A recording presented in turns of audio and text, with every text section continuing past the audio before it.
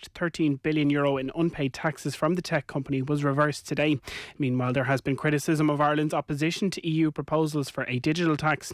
Speaking on the hard shoulder here on News Talk, People Before Profit TD Richard Boyd Barrett has criticised the approach. At certain times, Fianna Fáil and Fine Gael are super European patriots. But then when it comes to having, a digital tax across Europe or a financial transaction tax or tightening up on the loopholes that these multinationals are exploiting, apparently we're not Europeans at all. We're tax pirates leading the race to the bottom. That's it for now. We'll have more at 8.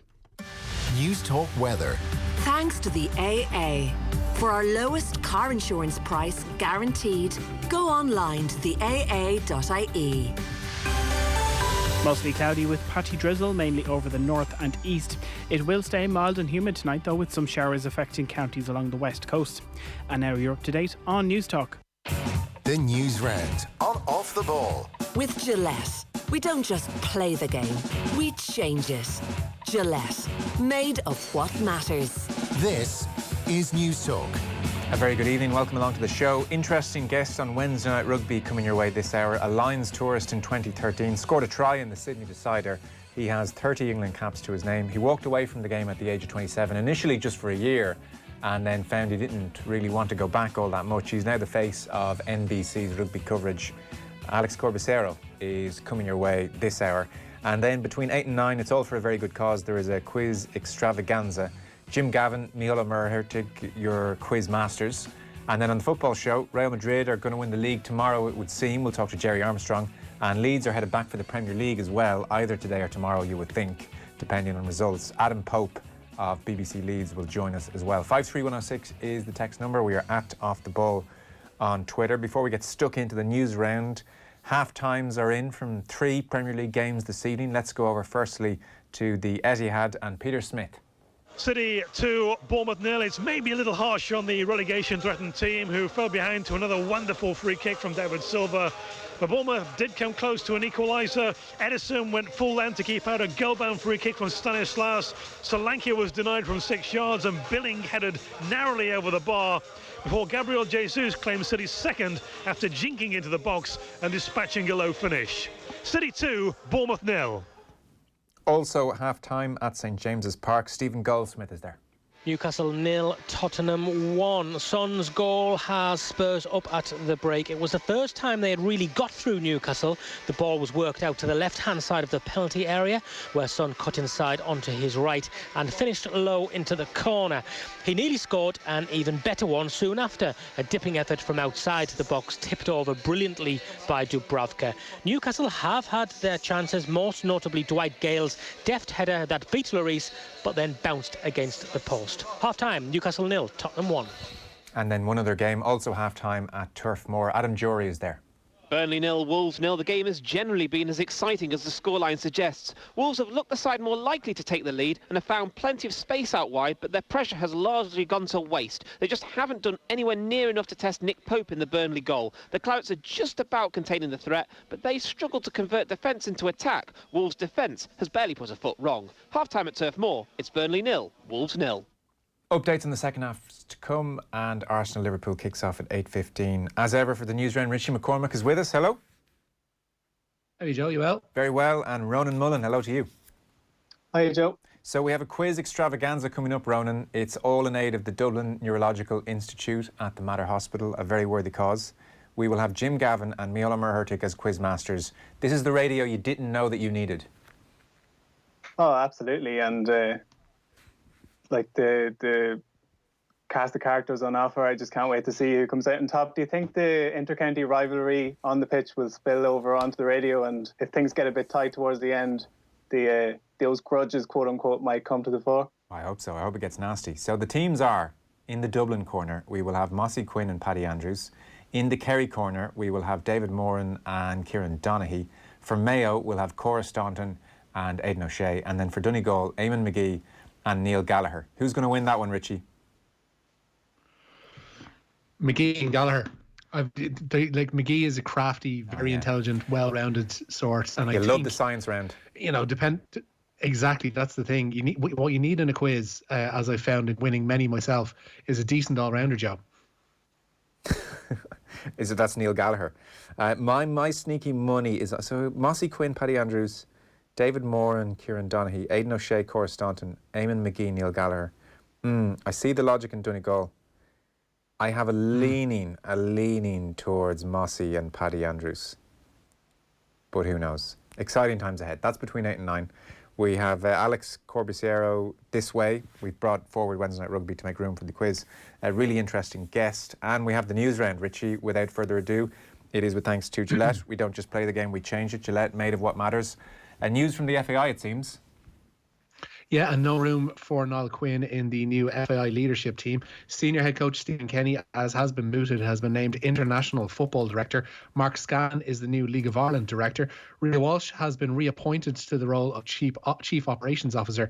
And Mark Russell moves from Commercial Director to the new position of Commercial and Marketing Director. That just among a number of positions confirmed by the FAI this evening. Has that been confirmed yet? Because where I first saw it was a staff email. Gavin Cooney broke the news on the 42, but it's now been confirmed. Yeah, International Football Director Stephen Kenny, League of Ireland Director Mark Scanlon, Football and High Performance Route Doctor, Head of Grassroots is Ger McDermott, COO Rhea Walsh, as we mentioned there, Finance Director Alex O'Connell, International Operations Director Barry Gleeson, and Mark Russell, as we mentioned, getting that Commercial and Marketing Director gig. So 8 in total on that FAI leadership team. Ronan, it's not entirely clear to what extent Niall Quinn wanted to stay on, I suppose, at this stage. Yeah, it's true, and I know the League of Ireland position was the one he was being most heavily linked with from the outside looking in anyway, but I'm not sure if that was even necessarily the remit he would like to have been given. And I think, again, from the outside looking in, when there were soundings coming from Niall Quinn and his camp during the previous administration, I think people would have been welcoming any winds of change really at all. And since he has got his foot in the door in an interim manner, like, it's been firefighting from the get-go, really, hasn't it? Before even the COVID-19 thing took hold, just as soon as he got in the door, there was issues to be addressing. So he's never really got a chance to establish himself or anything to that extent. So yeah, I think it is unfortunate, but it's just the way things go, I suppose. We'll hear from him, I'm sure, in due course, one way or another. Football this evening, then, still to come, Richie? Yeah, as you mentioned, we are still scoreless at Turf Moor, Burnley and Wolves. Second half underway. Man City through those goals from David Silva and Gabriel Jesus, beating Bournemouth by 2-0. And Spurs through Heung-min Son are 1-up at Arsenal. At 8:15 start to the meeting of Arsenal and Liverpool. Liverpool still chasing that record Premier League points total. Confirmed earlier this evening that this night next week, Liverpool will be collecting the Premier League trophy on the Kop. And it's been confirmed that they'll be doing so in absentia of the fans at Anfield. That's all to come after their game with Chelsea, which will be on free-to-air television. But tonight's opponents, as we mentioned, are Arsenal, and their manager Mikel Arteta says Liverpool provide the ideal model for a club building towards Premier League success. Yeah, what they've done, it's phenomenal. Obviously, the first 2 years they took them some time to rebuild the squad and to create again a new culture, a new philosophy, and a game model that suited the coach.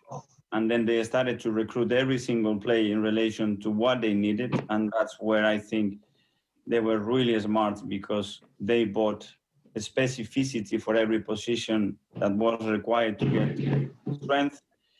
Obviously, financially, they had a big backing and made some big signing, which completely changed the club, in my opinion. Mikel Arteta there. That game's off at 8:15. Kenny Dalglish is going to present the medals. News came through with that as well this evening. And there's championship action as well, Richie?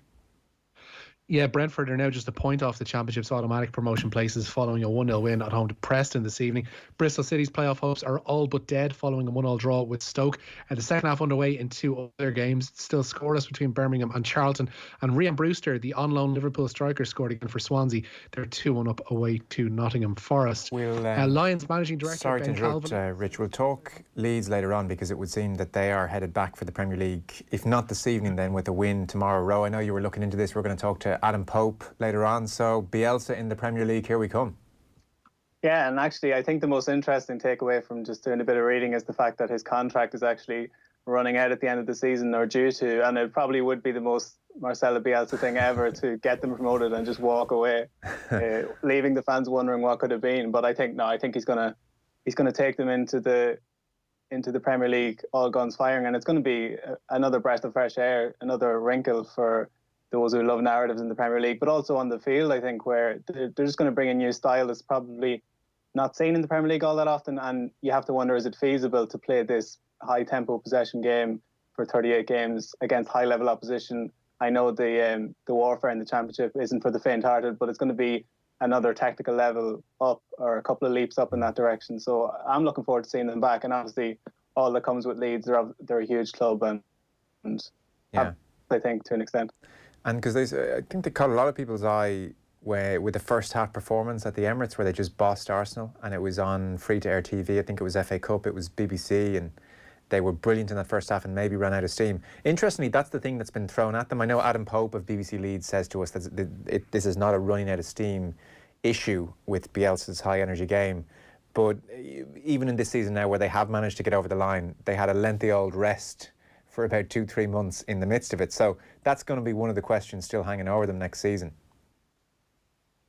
Yeah, and the thing about the Leeds project, Bielsa obviously a huge figurehead and name to head up this quote-unquote revolution, but at the same time, it's not as if they've gone to Salford City on it and thrown a grave amount of money as compared to other teams in the Championship. It hasn't really been the case. He's generally worked with players that were already there, or kind of done a bit of wheeling and dealing to get players in. It wasn't as if they did what Wolves did, for example, and brought in all these top players from Portugal. So he's kind of worked with what he's had, and I think that's probably the most impressive thing about the regime. Okay, very good. I've been reprimanded by Dan McDonnell of the Irish Independent, by the way, who points out that the Irish Independent had last week that Niall Quinn didn't apply for anything, as reported in the Irish Independent last week. My apologies, Dan. I'm sorry. Forgive me. So Niall Quinn didn't apply for anything is the word on that situation. Lions then, so it's going to go ahead as planned?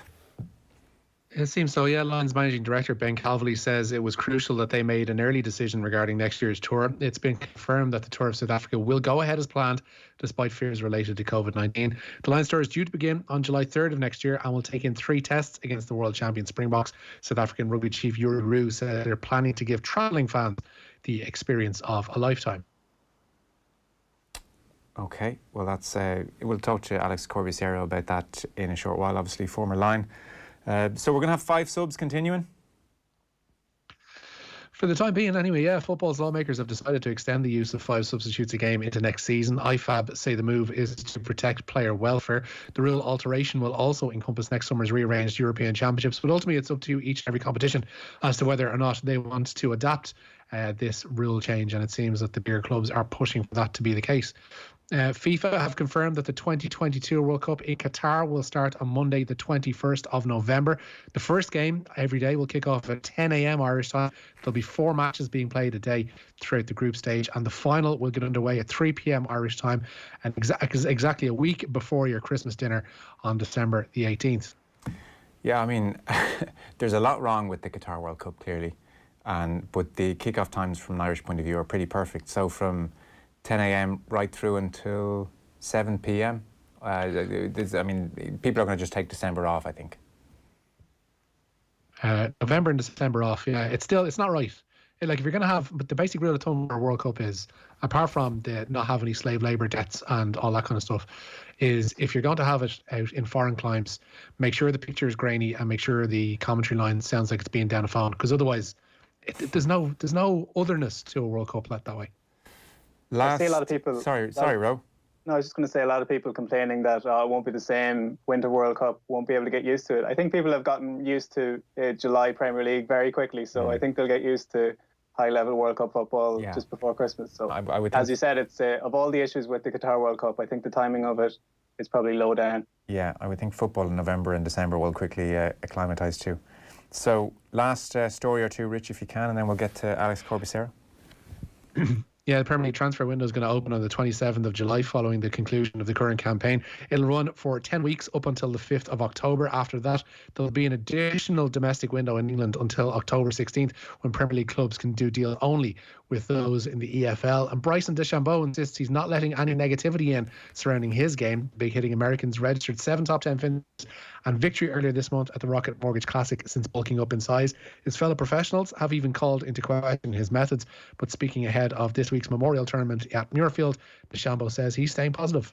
Anything negative that comes my way now, I try and look at it in a positive light. I try and view it as a compliment in a sense. You know, when Tiger was doing his stuff and dominating, I'm sure there were times where people were criticizing him on certain things, and I just have to look at it from the light that it's a compliment that I'm being talked about, and I'm not going to think anything more than that. I'm going to sit back and play my game, try and win as many golf tournaments as I can, give myself chances to win golf tournaments, and not focus on the negativity that people are trying to bring to me. I'm just going to do my absolute best to play my game and enjoy the benefits of what comes about from playing your best. He wasn't asked about Brooks Koepka, was he, Rich?